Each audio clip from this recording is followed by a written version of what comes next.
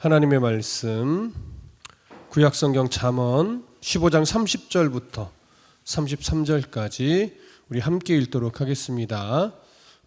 혹시 마이크가 오픈되어 있는 거 있으면 뮤트 해주세요. 30절부터 33절까지 우리 한 목소리로 다 같이 읽겠습니다. 30절부터 33절 시작. 눈이 밝은 것은 마음을 기쁘게 하고 좋은 기별은 뼈를 윤택하게 하느니라. 생명의 경계를 듣는 귀는 지혜로운 자 가운데 있느니라. 훈계 받기를 싫어하는 자는 자기의 영혼을 경히 여김이라. 견책을 달게 받는 자는 지식을 얻느니라. 여호와를 경외하는 것은 지혜의 훈계라. 겸손은 존귀의 길잡이니라. 아멘. 하나님의 자녀들은 늘 깊은 사고와 성찰을 해야 하며 또 깊은 사랑과 배려를 기초로 하여 늘 조심스럽게 말하는 훈련을 해야 합니다. 가족 간에도 이러한 언행은 필요하고 교회 안의 지체들과의 관계에서도 필요하고 모든 관계에서 그리스도인은 함부로 말하지 않고 깊이 생각하고 말해야 함을 솔로몬이 강조하며 교훈했지요. 그래야 삶의 현장에서 하나님의 복이 나타날 수 있습니다. 반면에 경솔한 자들은 신중하게 생각함이 없이 그냥 생각나는 대로 이기적으로 자기중심적으로 상대에 대한 배려 없이 아무렇게나 말합니다. 그렇기 때문에 이들이 하는 말은 하나님이 인정하지 않는 말이죠. 늘 우리는 어렵지만 의인의 마음을 갖기 위해 기도하며 노력하고 또한 의인의 기도가 되기 위해 우리는 늘 힘쓰고 애써야 합니다. 이제 오늘 본문 우리가 읽은 잠언 15장 30절부터 33절은 이제 잠언 15장을 마무리하는 그런 내용을 담고 있습니다. 자, 30절을 먼저 볼까요? 30절 함께 읽습니다. 자, 시작. 눈이 밝은 것은 마음을 기쁘게 하고 좋은 기별은 뼈를 윤택하게 하느니라. 자, 지금 읽은 이 구절은 우리의 몸과 우리의 마음이 기쁘게 하고 마음을 기쁘게 하고 건강하게 하는 것에 관한 교훈인데 먼저 눈이 밝다라고 하는 것을 이야기를 해요. 눈이 밝다, 당연히 시력에 관한 부분은 아닙니다. 이것은 진리를 깨닫는 그런 명철함 이런 것을 상징적으로 표현을 하는 겁니다. 근데 이 눈이 밝다, 진리를 깨달을 수 있는 명철함을 가지고 있다라고 하는 이 진리를 솔로몬은 무엇과 연결을 하냐면 좋은 기별과 연결을 합니다. 자, 그러면 좋은 기별은 무엇이냐? 단순하게 좋은 소식, 내가 원하던 소식 그런 것을 의미하는 것이 아니라 좋은 가르침, 잠언 15장에서 계속 강조되어 오듯이 올바른 훈계 이런 것들을 의미합니다. 따라서 눈이 밝다, 진리를 깨달을 수 있는 명철함을 가졌다라고 하는 것은 뭐냐면 올바른 훈계를 들을 줄 안다는 거예요. 좋은 가르침을 귀담아 마음에 새기며 들을 줄 안다는 거예요. 그러니까 올바른 훈계를 듣고 좋은 가르침을 마음에 담아 새길 줄 아는 이런 태도가 바로 진리를 깨달을 수 있는 명철함이라는 거죠.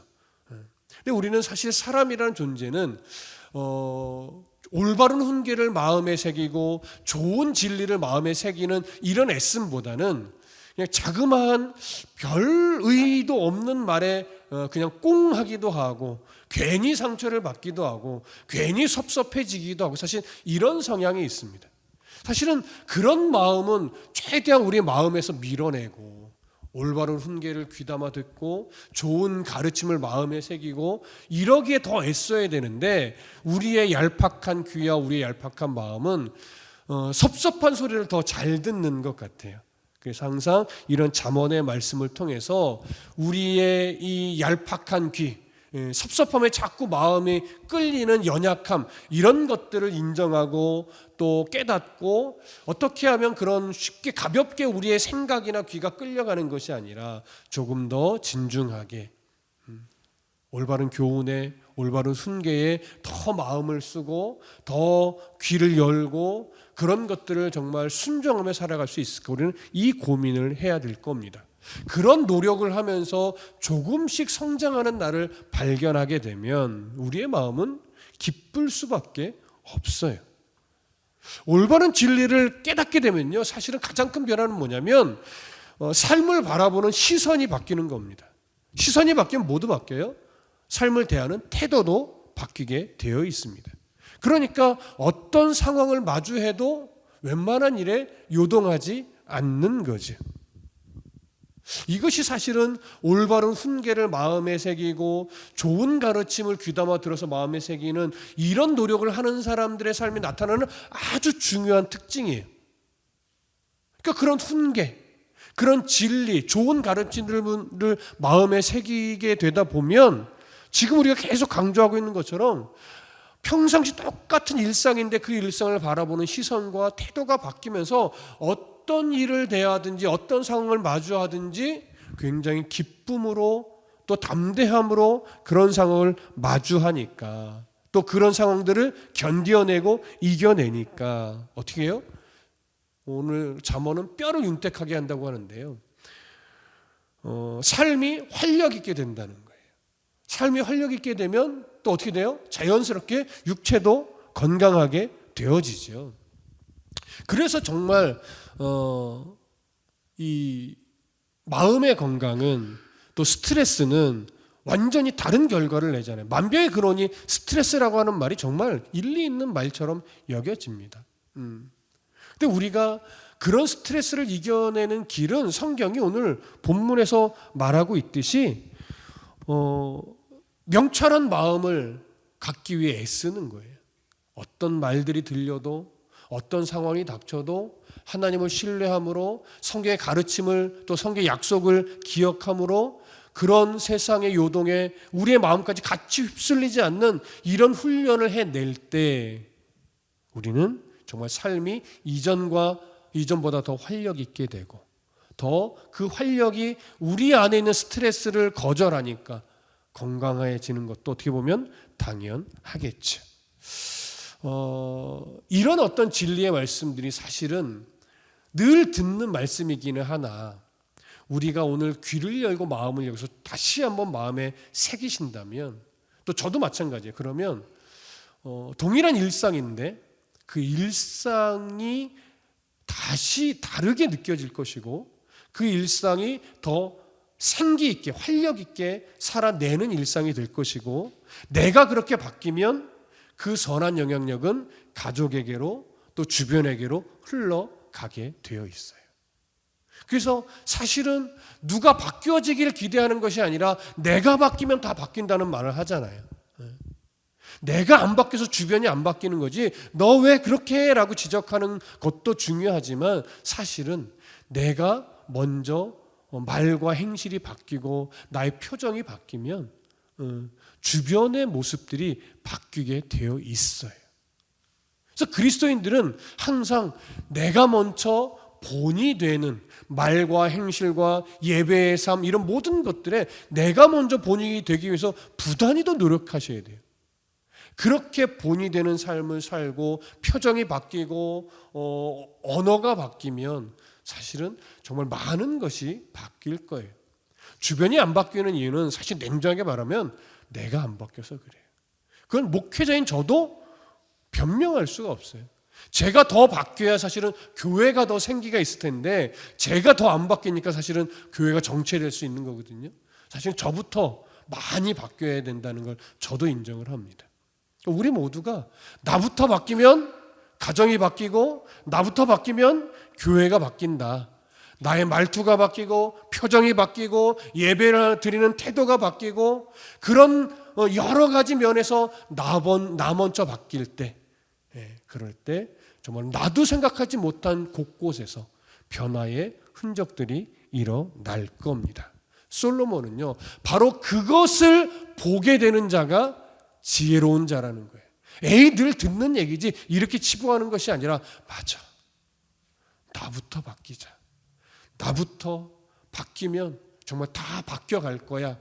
이것이 진리인 줄 알고 노력에 노력을 거듭할 때 바로 그렇게 마음에 이런 진리의 말씀을 새기는 자가 지혜로운 자라고 하는 거예요. 그러니까 지혜로운 자는요, 사실 성경이 한 끗 차이예요.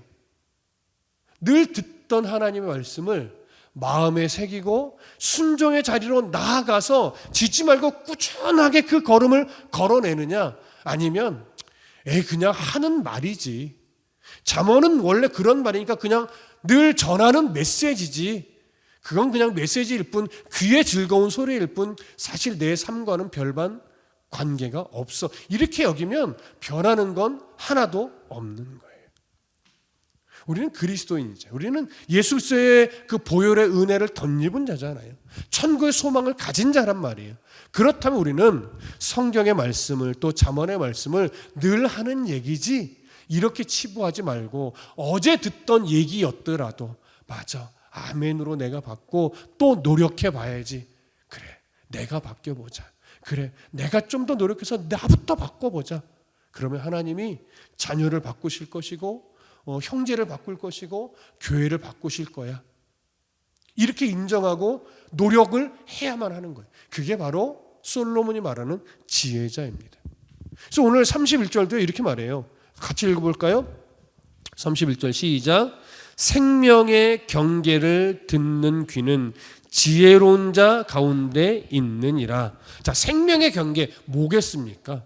바로 지혜자의 견책이고 때로는 질책이고 때로는 훈계이고 교훈이에요. 그러니까 지혜로운 사람은, 다시 말하면 눈이 밝은 사람은, 앞에서 말했듯이 눈이 밝은 사람은 정말 이런 교훈들, 질책들, 훈계들, 이런 것들을 가볍게 여기지 않고 마음을 다해 듣고 인정하고 수용해서 더 올바른 삶으로 나아가기 위해 부단히 더 노력을 한다는 거예요. 그게 바로 생명의 경계를 듣는 귀예요, 귀. 아까도 얘기했듯이 늘 하던 얘기지, 이러면 아무 의미 없어요. 늘 듣던 얘기지만 늘 새롭게 듣는 것처럼 맞아, 아멘, 나부터 바뀌어야지, 그래 이 말씀이 진리지, 이렇게 인정하고 수용하고 노력하는 태도, 이것이 생명의 경계를 듣는 귀예요. 그런 사람은 어떻게 해요? 지혜로운 자 가운데 있대요. 지혜로운 자 가운데 있다는 것은 뭐냐면요, 그 사람도 지혜로운 자가 누리는 복을 함께 누리는 자가 된다는 거예요. 또 다르게 표현하면요, 그도 지혜로운 자의 반열에 서게 된다는 거예요. 여러분, 지혜로운 자라는 것이 물론 정말 모든 사람이 봐도 존경받아 마땅한 그런 어른의 모습도 있지만, 연약한 우리지만 우리도 이런 말씀들을 귀담아 들어 순종하는 자리에 나아가는 사람들의 부류도 다 지혜로운 자예요. 그래서 우리도 그 노력을 하고 있다면 우리도 지혜로운 자가 서는 그 대열에 우리도 서 있다라고 하는 거예요. 왠지 아세요? 위대한 사람만 사람들에게 영향을 끼치는 게 아니에요. 누군가는요, 그냥 나를 보고도 신앙을 배운단 말이에요. 누군가는 꼭 수백 명, 수천 명에게 영향을 미쳐야 지혜로운 자가 아니고요, 한 사람에게라도 영향을 미친다면 그 사람은 지혜로운 자예요. 지혜로운 자의 대열에 서 있는 거예요. 그래서 우리는 항상 어떤 생각을 해야 되냐면, 누군가는 나로 인해 예수 그리스도를 볼 수 있다. 누군가는 나로 인해 신앙을 배울 수 있다. 누군가는 나로 인해 은혜가 무엇인지를 경험할 수도 있다. 이렇게 생각해야 나 한 사람이 아니라 나로부터 이 변화된 말투가, 나로부터 변화된 표정이, 나로부터 변화된 이 예배의 태도가 정말로 한 영혼을 변화시키는 아주 큰 영향력을 미치는 그런 모습이 되는구나, 이렇게 생각을 하고 나 한 사람의 언행 심사를 절대 가볍게 여겨서는 안 되는 겁니다.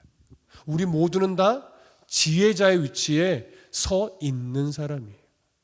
여러분들을 바라보는 자녀, 여러분들을 바라보는 동료, 지체, 이런 사람들에게 선한 영향력을 끼치고 있단 말이죠. 이 말은 거꾸로 얘기하면요, 나쁜 영향력도 끼칠 수 있다는 거예요. 내가 안 바뀌면, 내가 말만 앞서는 사람이 되면, 내가 지혜의 훈계를 마음에 새기고 그대로 순종하려고는 애씀이 없는 사람이라면 교인이라고 하는 이름은 있을지 모르나 우리는 지혜로운 자가 아니라 그런 차원에서는 우리는 악한 사람도 될 수 있어요. 좋은 영향력이 아니라 주변에 악한 영향력을 끼치는 자도 될 수 있어요. 그러니 우리가 그러한 악한 영향력을 끼치는 자가 되지 않기 위해서도 이런 진리를, 늘 들어오고 있는 진리를 가볍게 여기지 말고 다시 한번 귀담아 듣고 마음에 새기고 순종하는 그런 애씀이 꼭 우리들의 일상에 일어나기를 소망합니다. 이어서 32절은 또 이렇게 이어가요. 함께 읽어볼까요? 시작. 훈계받기를 싫어하는 자는 자기의 영혼을 경히 여김이라. 견책을 달게 받는 자는 지식을 얻느니라. 바로 나오죠. 훈계받기를 싫어하는 자는 자기의 영혼을 경히 여김이라. 내가 훈계받기를 좋아하지 않고 내가 변화되기를 싫어하고 내가 본이 되는 삶을 사는 일에 애씀이 없다면 우리는 악한 영향력을 끼치는 악인의 모습을 가질 수도 있다고 말했잖아요. 근데 그 모습은요, 오늘 솔로몬의 교훈대로 보면 내 영혼을 내가 가볍게 여기는 것과 똑같아요.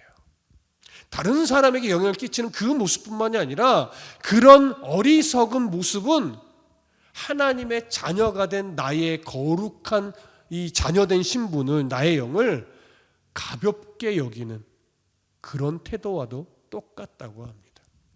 이런 종종 상담하시는 사람들의 상담하는 내용을 들어보면 이런 표현 많이 하잖아요. 자신을 먼저 아껴 주실 수 있어야 돼요. 이런 얘기 들어보시죠. 근데 사실 이 어른 세대는요, 지금 여기에 있는 이 중년의 세대는 대부분 나를 위하기보다 가족을 위하고 이러는 일에 더 헌신하며 살아오는 왔던 분들이에요. 지금도 그렇게 살아가고 있고, 그러다 보니까 사실은 나를 아끼는 것이 굉장히 어떻게 보면 죄스럽게 여기기도 하고 나를 아끼는 것이 너무나 사치라고 여기기도 해요. 근데 오늘 성경은요, 자기 영혼을 귀하게 여길 수 있어야 된대요. 자기 영혼. 성경에서 자기 영혼을 귀하게 대우고 한다는 건 결국 뭐겠습니까? 내 입술을 거룩하게 만들고 나의 행동을 하나님 기뻐하는 거룩한 행동을 하는 모습으로 만들고 나의 시선, 나의 태도 이런 것들을 하나님 앞에 거룩하게 살아내기 위해 애쓸 때 나의 영혼을 거룩하게 대하는 거예요. 그런데 그렇지 않으면 나의 영혼을 정말 가볍게 대하는 것과 똑같아요. 나의 입술을 하나님의 뜻과 반대로 사용하고 나의 손을 하나님의 뜻과 반대로 사용하고 나의 행실을 하나님의 뜻과 반대로 사용하고 이런 것들은 즐긴다라고 하는 명분을 가질지는 모르겠어요, 개인적으로. 그러나 우리의 거룩한 자녀된 신분을 굉장히 가볍게 여기고 어리석게 만드는 그런 행동이 되는 겁니다. 그래서 솔로몬은 훈계받기를 싫어하는 자는 자기의 영혼을 경히 여김이라 이렇게 말하면서 견책을 달게 받는 자는 지식을 얻느니라 이렇게 말하는 거예요. 지혜자의 그 훈계를 마음 열어서 듣고 바르게 이해하여 순종하는 자는 자기의 영혼을 소중히 대하는 자라는 것이지. 지금 사실은 30절, 31절, 32절 조금씩 다르게 표현하지만 같은 내용이에요. 같은 내용. 자, 마지막 33절 볼까요? 함께 읽습니다. 시작. 여호와를 경외하는 것은 지혜의 훈계라. 겸손은 존귀의 길잡이니라. 자, 여호와를 경외하는 것은 지혜의 훈계다. 결국 지혜의 훈계, 우리의 영을 살리는 지혜의 그 훈계의 가장 근본은 어디에서 온다는 거예요? 여호와를 경외하는 거에서 온다는 거예요. 여호와를 경외한다는 것은 예배한다는 것도 되고 기도한다는 것도 되고, 말씀을 듣는 것도 되고, 성경을 읽는 것도 되고, 성경 공부를 하는 것도 되고, 그런 것들을 다 포함합니다. 그래서 여호와 하나님을 두렵고 떨리는 마음으로 바라보면서 하나님이 기뻐하는 것을 행하고 하나님이 기뻐하지 않는 것을 행하지 않기 위해 부단히도 노력하는 사람, 지혜의 훈계를 받는 사람이에요. 그러한 지혜의 훈계를 받는 사람이 바로 자기의 영혼을 귀하게 여기는 자라는 거죠. 그런데 솔로몬은 마지막에요, 그렇게 여호와를 경외하는 것이 지혜의 훈계인데 이것을 겸손은 존귀의 길잡이니라, 이렇게 연결을 해요. 이 말은 뭘까요? 진정한 겸손이란 뭐냐? 여호와를 경외하면서 그 말씀에 주는 훈계를 기쁘게 받아낼 줄 아는 태도가 진정한 겸손이라는 거예요. 그러니까 하나님 말씀 없이도 살아갈 수 있다라고 여기는 사람은 어마어마한 교만에 빠져 있는 자라는 거예요. 기도하지 않고 살아갈 수 있다 여기는 자는 엄청나게 교만한 자라는 거예요. 예배함이 없어도 얼마든지 잘 살 수 있어 라고 여기는 사람들은 참으로 심히 교만한 자라는 거예요. 오해는 마십시오. 하나님이 교만한 자를 버린다는 얘기가 아니에요. 하나님 끝내 그 교만을 꺾어내서 여호와를 경외하는 자로 만들어 겸손하게 그를 세워 가신다는 의미죠. 그러니까 이런 시선으로 따지면 사실 우리도 순간순간 교만해요. 우리도. 왜냐하면 우리도 하나님 앞에서 내 삶을 내가 잘 정리하지 못해서 예배에 최선을 다하지 못할 때도 있고, 기도에 최선을 다하지 못할 때도 있고, 성경을 읽는 일에 최선을 다하지 못할 때도 있고, 성경 공부하는 일에 최선을 다하지 못할 때도 있어요. 우리의 이 연약함 때문에. 그런 순간순간 우리는 사실은 여호와를 경외하지 않는 교만한 모습을 순간순간 갖는 거죠. 또 주변을 돌아보면 아이고 큰일 났다, 저렇게 교만해서 어떡하나 라고 여겨지는 무리들도 있어요. 자녀들도 있고. 하지만 그건 방금 말씀드렸죠, 하나님이 교만한 일을 버린다는 의미가 절대 아니라고요. 하나님이요 놀랍게도 그럼에도 그 교만을 하나님의 방법대로 꺾어내셔서 바로 여호와를 경외하는 것이, 거룩하신 하나님 앞에 자신을 세우는 것이 진정한 겸손이라는 것을 깨닫게 만듭니다. 인정하게 만듭니다. 그래서 진짜 겸손한 사람은요, 지혜의 훈계 받는 것이 얼마나 소중한 일인가 이걸 인정하고 깨달아요. 그래서 그 훈계 앞에서 내 삶을 잘 내어드리고 그 훈계를 받아서 삶을 고치고 언어를 고치고 표정을 고치고 수없이 나 자신을 고치면서 살아가게 되는 거예요. 이번 주일에 사실 욥기 강의를 잠시 멈추고 너나들이 모임을 우리가 준비하고 내년을 준비하면서 제가 모퉁이돌에 관련된 설교를 하나 할 건데, 유대인들이 성전을 지을 때는요, 그 기본 재료가 뭐냐면 산에서 캐오는 큰 돌이에요. 돌. 근데 그 돌을 캐내어 와서 성전의 기초석으로 또 벽으로 사용할 때 그냥 사용하지 못합니다. 어떻게 해야 사용할 수 있죠? 정으로 깨서 평평하게 만들어야 돼요. 그 요소의 쓰임새에 맞는 모양으로 다듬은 다음에 쓸 수가 있어요. 그렇기 때문에 성전의 건물이 될 돌들은 산에서 그대로 캐온 다음에 그 쓰임새에 맞게 다듬는 작업이 우선적으로 시행이 됩니다. 결국 우리가 하나님 앞에 쓰임을 받고 우리가 하나님 앞에 거룩한 백성으로 겸손한 하나님의 자녀로 살아가기 위해서는 당연히 무조건 우리가 하나님 앞에서 수없이 다듬어지고 깨지고 해서 그 쓰임에 맞게 다듬어질 때 우리는 그 필요한 자리에서 그 쓰임새에 맞게 필요한 역할을 감당하며 겸손한 자로 살아갈 수 있는 겁니다. 우리는 모두 그 인생 속에서 그 쓰임새에 맞게 다듬어지고 있는 자들이에요. 그 다듬어진 돌들이 그 위치에서 자기 역할을 할 때 바로 교회가 되는 겁니다. 성전이 되는 겁니다.